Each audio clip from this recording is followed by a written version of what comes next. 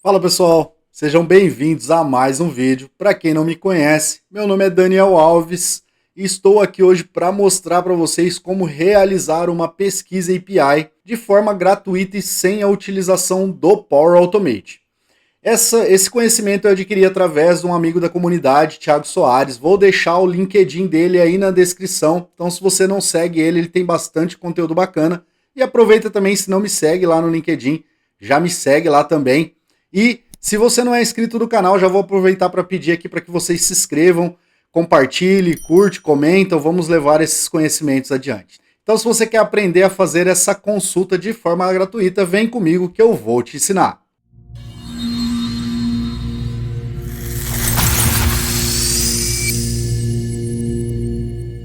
Bom, pessoal, então já estamos de volta. Vou mostrar para vocês aqui como utilizar a consulta. Vou colocar aqui um CEP 17.512 150. Ele vai fazer essa consulta para a gente lá no ViaCep, vai nos retornar esse resultado. Isso tudo de forma gratuita, sem utilização de um Power Automate. Tá vendo? Então já nos retornou aqui logradouro, bairro, cidade, o F. Como nós vamos fazer isso, Daniel? Bom, simples. Nós vamos utilizar um código padrão, tá? Para que ele faça essa consulta através do Microsoft Graph e utilizando o conector do Groups Office 365. Então, primeira coisa que nós vamos fazer é aqui dentro da nossa base de dados, é conectar os grupos do Office 365. Pode estar aí para você também como Office 365 Groups, tá? Então, conecta isso aí, vai em adicionar dados, conecta dentro do seu aplicativo os grupos do Office 365 para você poder utilizar aí a requisição HTTP. Outra coisa, se você estiver utilizando um componente moderno, como nós vamos utilizar o on-change dele, você precisa ir na propriedade de delay da saída, delay output, e colocar como true. Daniel, por que eu preciso colocar isso aqui como true? O componente moderno, ele vem por padrão como falso. Então, cada vez que você vai digitando um valor diferente, ele já vai ativando o on-change. E não é isso que nós queremos para este caso. Para este caso, eu só quero que ele ative o on-change no momento em que ele acabar de digitar, der um enter, um table ou até mesmo clicar fora do campo. Então, eu só quero que o on-change seja ativado nesse momento e não conforme ele vai inserindo os valores. Então, ó, de forma bem simples, talvez para não ficar tão confuso, eu vou colocar aí a outra coisa, tá, pessoal? Recentemente a Microsoft unificou os campos, né, dos componentes modernos com os componentes clássicos. Então, se você estiver vendo uma única visualização, né, dos modernos e os clássicos, é devido a essa atualização. Então, vou colocar aqui uma entrada de texto. Ó, vou colocar uma entrada de texto do componente moderno.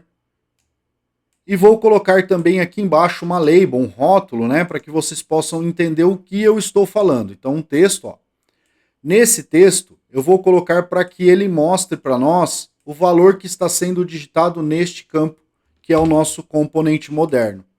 Então, vou colocar aqui, ó, o nome do nosso campo, .value, né, que o nosso componente moderno ele é .value e não .text. E repare que, por padrão, conforme eu vou digitando, ó, ele já vai aparecendo aqui do lado. Então não é isso que eu quero. Eu quero que apenas quando eu termine de digitar, ele apareça, tá? Então vamos ativar aquela propriedade que eu comentei, delay output. Vou colocar ela como true. E agora sim, ó, repara que eu vou digitar, ó, e ele não vai aparecer. Porém, se eu dou um enter, um table ou saio do campo, aí sim ele aparece, tá? Então é isso que nós precisamos. Já vou deletar esses dois aqui que nós não vamos utilizar. E basicamente o nosso código nós vamos colocar aqui no onChange do campo. Então o código, pessoal, ele é padrão, tá? Não tem necessidade de eu digitar novamente todo o código aqui, eu só vou explicar para vocês o que o código está fazendo e qual a função de todo esse código aqui. Vou deixar ele inclusive disponível para download para vocês, tá? Ó, esse código, a primeira coisa que eu falei para ele aqui dentro do nosso onChange é que ele verifique se o campo que eu estou digitando, o próprio campo, né, do pesquisa de CEP, está vazio ou não. Então eu estou falando para ele aqui, ó, se, né? Estou fazendo uma referência. Se este campo que eu estou digitando não estiver em branco, então repare que eu estou utilizando aqui, ó, exclamação is blank. Então se ele não estiver em branco, você vai executar este trecho do código. O que que faz este trecho do código? Bom, vamos lá. Primeira coisa, eu estou setando uma variável. Então estou setando aqui a nossa vConsulta, utilizando o nosso código ali, né, de HTTP request do nosso Groups Office 365. Então é esse trecho desse código aqui, ó, que eu estou executando.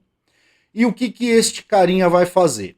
Ele vai fazer um HTTP request lá do nosso Microsoft Graph. Para que serve, Daniel, esse Microsoft Graph? Tudo que roda por trás ali do nosso Power Automate, algumas coisas ali do nosso SharePoint, ele utiliza APIs, que é do Graph, né, do Graph Microsoft. Então ele basicamente neste código vai criar uma pasta, tá? Então toda essa parte aqui, ó, ela é padrão, exatamente igual, tá? Seja para mim, seja para você. Ele vai fazer a criação de uma pasta. Como que vai ser o nome da pasta? Consulta CEP.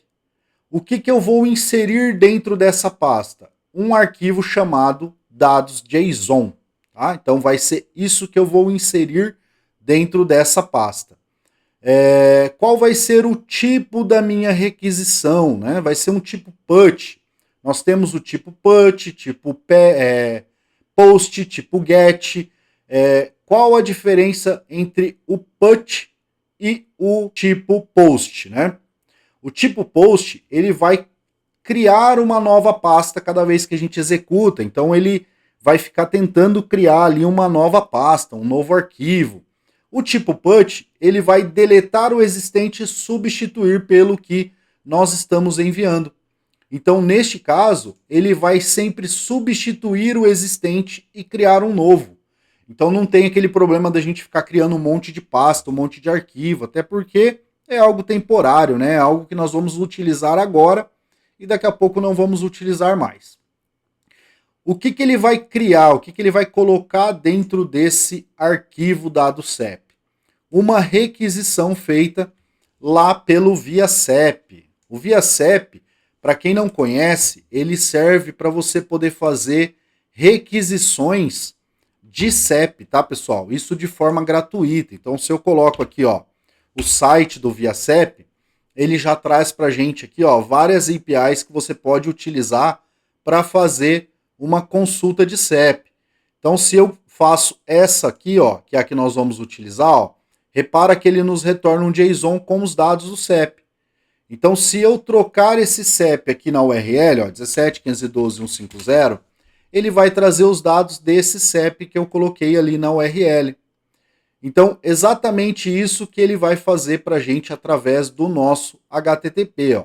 Ele vai lá no nosso ViaCEP, vai colocar o caminho da API, vai concatenar com o valor digitado do nosso campo e aqui ele só está especificando que é um arquivo do tipo JSON que ele quer como retorno, tá? E está falando aqui para o nosso Office 365, né, HTTP request, que o tipo que eu estou inserindo é um JSON, tá bom? Então é bem simples.